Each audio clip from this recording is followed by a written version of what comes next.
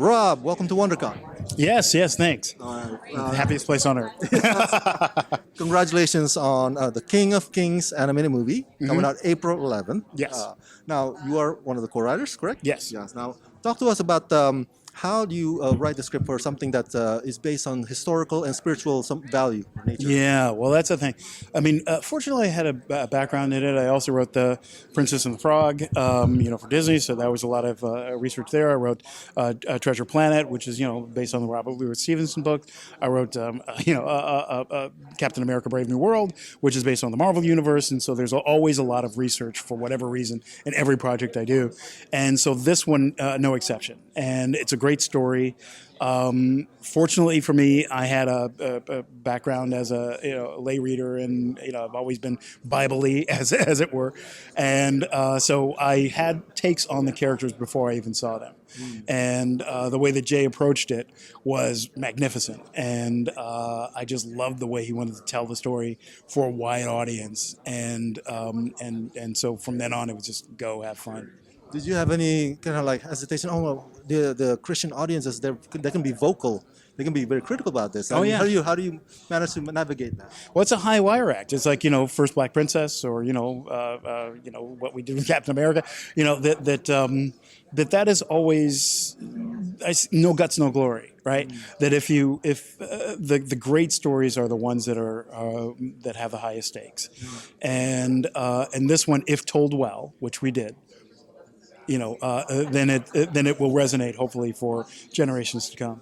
Now, in terms of translating from your script to the animation, was there any changes? Did they stay true to what you wrote on the pages?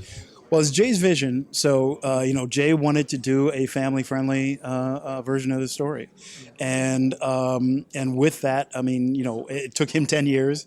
I think Jamie Thompson was working on it for a good 7. I think I was 5, and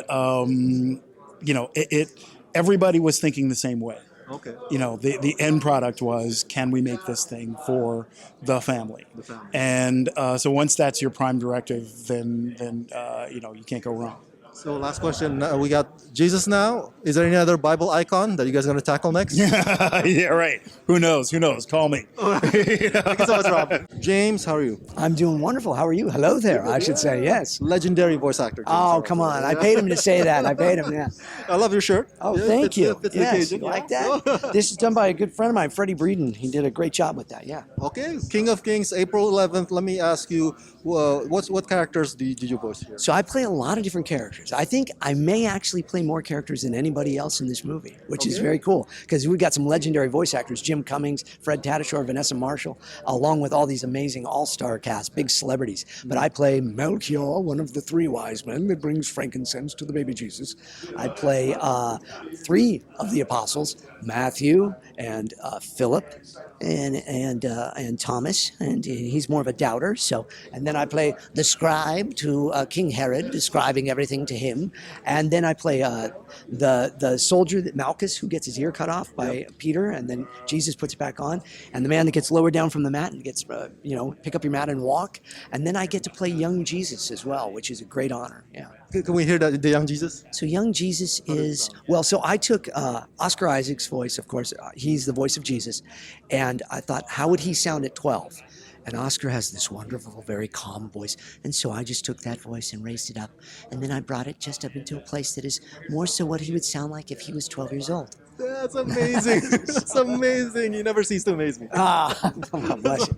So let me ask you this. Did you feel any trepidation? Because this is based on, Bible stuff, and Christian audiences, they can be vocal, they can be critical about that kind of stuff, like, oh, what are you doing here? Yeah, as somebody of faith, I've been a Christian for the last 30 plus years, and I've been an actor for 30 plus years.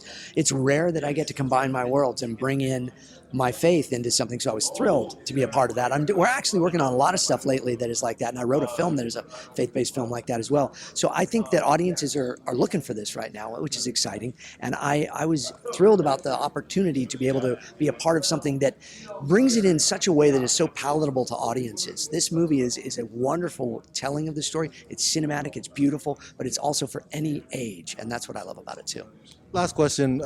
Talk to me about the emotional range of the character that you may have, or that requires you to capture that while you voice them. Oh wow, you do have. I mean, some of the ones are some of those more subtle ones that we were talking about, where Malchus, whose ear is cut off or whatever, he has this wonderful kind of story arc in all of 20 seconds in the movie because he's going in to arrest Jesus. Then Peter comes in, strikes his ear off, and then Jesus comes in calmly, heals his ear and shows that he is who he says he was, and he's left kind of as they're taking Jesus away to be arrested. Malchus is left going like, what have we done? Who is this? Those little moments, and as an actor, getting to portray those moments is really wonderful. And again, as a Christian and somebody who's, Christ is my savior, it's like to kind of get to interact with him in a film like that is really pretty awesome. James, I'm a big fan. Thank you so much. God bless you.